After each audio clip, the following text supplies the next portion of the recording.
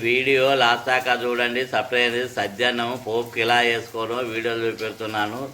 ఇది రాత్రి అండిన సలన్నం. అందులో ఒక చెంచాడు కారపొడి, అర చెంచాడు మసాలా, తగినంత ఉప్పు, మొత్తం దీన్ని కలగలుపుకోవాలి. ఈ కారపొడి, మసాలా, ఉప్పు అన్నానికి పట్టియాలి. కారపొడి, మసాలా, ఉప్పు ఈ అన్నానికి పట్టియాలి. మొత్తం ఇప్పుకొని అన్నానికి పట్టించేయాలి. దానికి కావాల్సిన అన్నీ ఇక్కడ కోసి రెడీ పెట్టుకున్నాం. ఇక స్టవ్ అంటు పెట్టినాం. స్టవ్ పైన మట్టి కంతులు పెట్టినాం. అందులో అరపావు నూనె పోసినాం.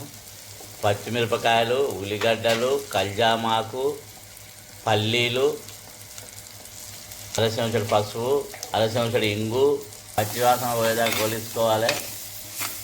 అన్నం ఇందులో వేసుకోవాలి.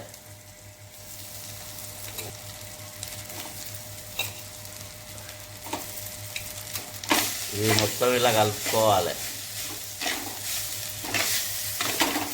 ఇలా కలిపి ఒక 5 నిమిషాలు స్టవ్ పైన ఉంచుకోవాలి.